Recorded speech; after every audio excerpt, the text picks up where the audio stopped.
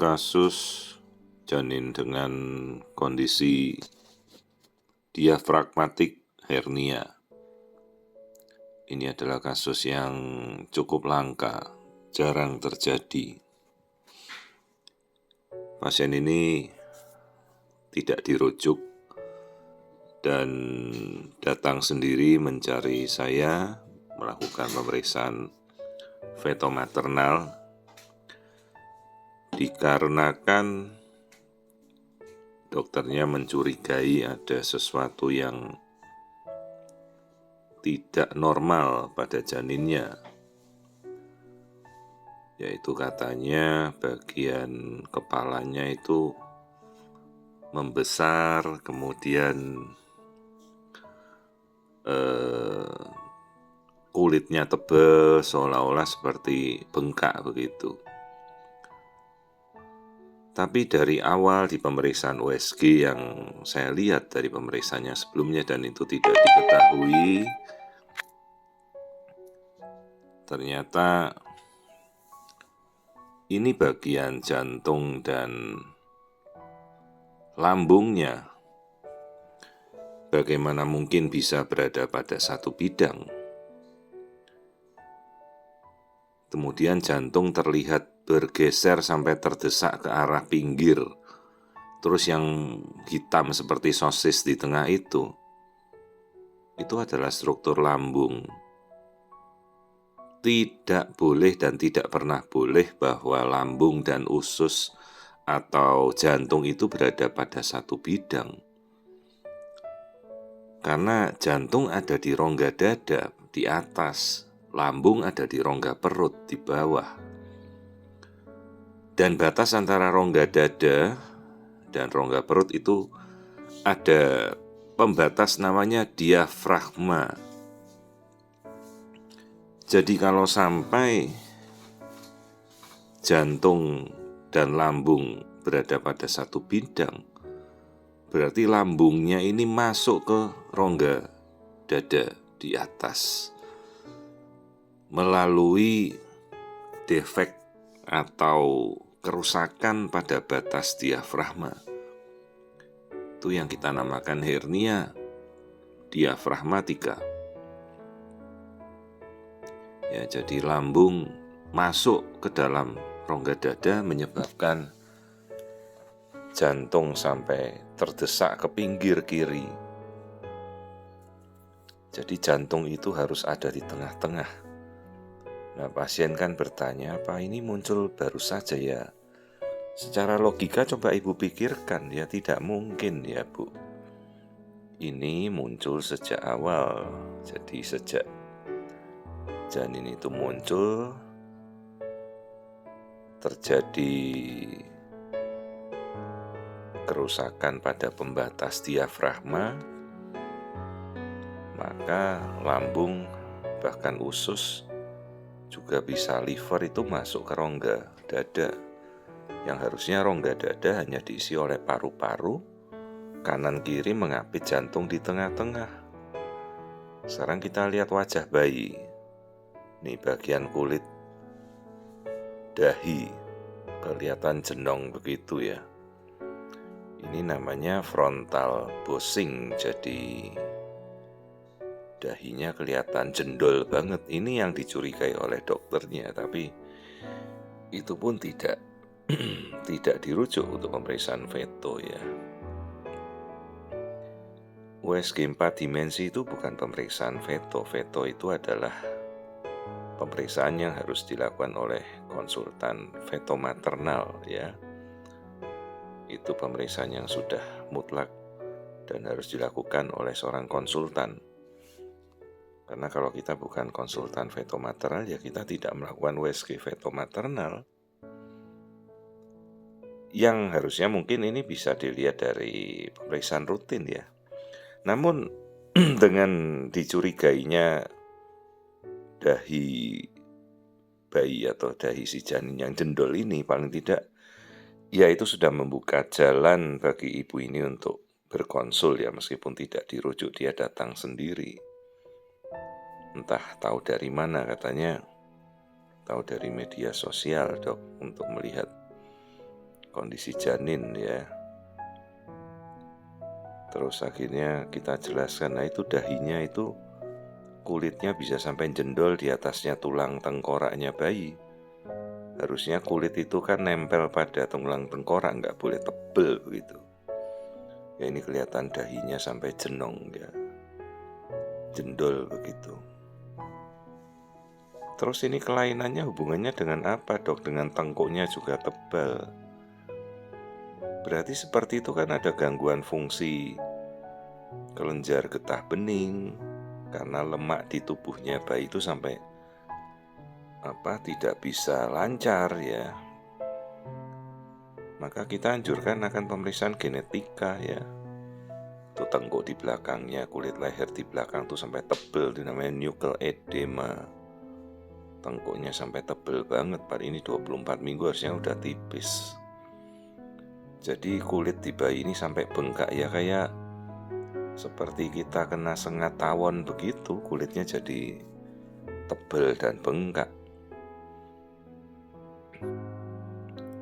Jadi saya akan anjurkan ibu ini untuk kita periksa genetika NIPT ya, paling tidak. Dan itu sudah sangat terjangkau ya, sekali-sekali ibu harus tahu bahwa pemeriksaan NIPT itu sudah sangat terjangkau, di bawah 2 jutaan itu sudah NIPT dasar. Ya kita bisa mengecek kromosom laki perempuan, dan yang dasar kromosom Down syndrome trisomi 21, kromosom Edwards syndrome trisomi 18 dan trisomi 13. Jadi kalau ibu-ibu ada pemeriksaan NIPT sampai 10 juta, 8 juta itu ya maaf, tidak benar kalau sampai harganya sampai mahal. Sebenarnya NIPT dasar sudah sangat terjangkau, dan ibu-ibu mesti tahu ya, harus langsung pada laboratorium NIPT-nya kita bisa sekarang itu. Ya sangat-sangat terjangkau pemeriksaan genetika sekarang. Jadi tadi hidungnya tuh sampai penyet ya. Bukan pesek, karena tulang hidungnya ada ya. Flat nose ini. Nah ini kulitnya. Kulit dari yang kita ukur di atasnya dahi. Tuh sampai tebal sekali, 7 mm. Jadi isinya tuh kayak kulit bengkak begitu ya. Edema namanya, edem, bengkak. Harusnya tipis. Nah ini jantungnya yang bergeser ke kiri, terus lambung yang hitam itu sama-sama berada pada satu level di dalam rongga dada, toraks. Padahal harusnya lambung itu di bawahnya diafragma, di bawahnya rongga dada. Ini sampai lambungnya naik ke rongga dada, mendesak lambung, mendesak jantung ke kiri, atau namanya shift to the left. Terus penanganannya bagaimana dok? Mutlak, tidak bisa tidak operasi. Operasinya bagaimana? Ini harus dilakukan multidisiplin tim ya, dengan dokter bedah toraks atau bedah jantung anak, dokter bedah anak, kemudian persiapan tim operator dan tim anestesi khusus bayi. Dok, ini bisa ditunda sekian lama setelah bayi lahir ya? Tidak bisa, ini emergensi, harus setelah lahir. Pertama gimana dia mau mengembangkan paru-parunya kalau paru-paru yang sebelah sudah kolaps itu artinya kempes. Kenapa kempes ya? Karena sebelah kanannya sudah diisi oleh organ dari perut. Ini operasi yang sulit benar, karena dokter bedahnya nanti mesti menurunkan lambung dan ususnya kembali ke rongga perutnya. Salurannya yang defek, yang bolong di diafragma harus ditambal. Terus paru-paru yang kanan harus dikembangkan karena kempes. Dan akan menghadapi toleransi pembiusan yang luar biasa ya. Padahal ini bayi baru lahir. Dok, angka survival rate-nya berapa? Kita nggak bisa ngomong. Kasus operasinya sulit. Angka survivalnya juga tidak terlalu bagus ya. Tapi kalau tidak dilakukan tindakan bagaimana dok? Ya tidak bisa, tidak mungkin bertahan. Karena itu, nah ini yang kita lihat, ini batas diafragma nih yang saya tulis. Nah itu dia yang hitam itu, batas antara liver ya di bawah. Kalau yang hitam sebelah kanan itu kandung kemih. Nah ini yang saya tunjuk, lambung sampai naik ke atas rongga dada. Kalau tidak dioperasi ya bayinya tidak akan bertahan. Maka kita jujur menjelaskan pada orang tuanya apa yang akan kita hadapi ini. Tindakan operasi harus di sarana yang benar-benar sarana tersier atau memadai ya. Setelah tindakan operatif bayinya sadar, pasca pembiusan itu juga suatu hal yang berat. Ada yang hidup bertahan, ada yang berhasil. Gagal lebih banyak. Tapi ya kalau kita tidak mencoba, kita menyerah begitu saja. Ini namanya kasus diafragma hernia. Ada juga yang orang tuanya menyerah ya, tidak mau melanjutkan tindakan operasi ya, mereka memilih membawa bayinya pulang setelah lahir, bahkan lahir di kampung ya. Dan setelah itu tidak ada kabar, biasanya bayinya tidak bertahan. Kenapa dok kalau kami ini lebih cenderung memilih bawa pulang ya, karena kasihan dia kalau baru lahir langsung dibedah begitu ya, dengan angka keberhasilan belum tentu 100%. Hanya kalau kita tidak mencoba untuk tindakan operasi itu ya tidak bisa kita perbaiki Bu. Ya kasusnya sungguh-sungguh berat. Tidak mungkin usus atau lambung yang ada di rongga dada akan turun sendiri, nggak bisa. Ya, jadi inilah kasus diafragmatik hernia, pasien datang sendiri. Akhirnya dia ketahuan kasus itu di suatu saya periksa. Dan sejawat kebetulan tidak merujuk ya. Dan banyak sekali kasus-kasus yang ibu-ibu hamil itu kebetulan kok sampai tahu setelah mencocokkan di YouTube atau TikTok ini. Jadi ini karena kulit di tubuh bayinya tuh tebel, makanya dokternya curiga ada apa ini. Tapi memang tanpa dirujuk ya dia datang. Kasus yang lain pada kasus hernia diafragma juga bisa karena lambungnya sampai naik ke rongga dada, akibatnya dia tidak bisa menelan. Maka air ketubannya akan berlebihan. Ini air ketuban masih normal. Ya, minimal kita melihat kasus-kasus yang normal saja.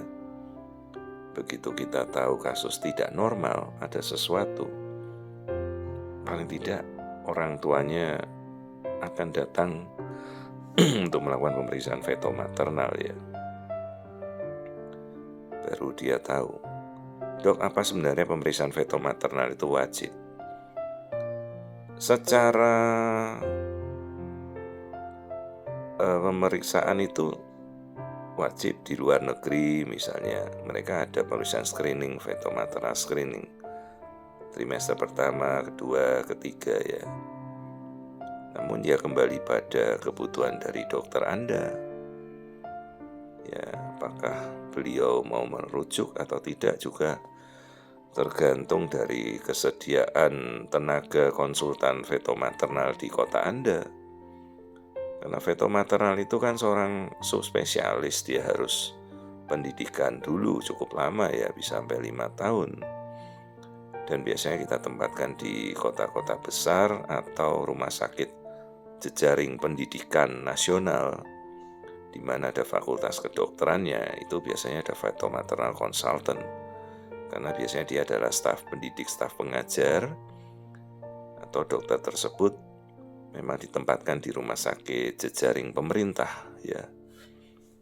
Dan gelarnya jelas ada, itu namanya subspesialis konsultan fetomaternal. Jadi ibu-ibu sekarang harus sudah mengerti lah.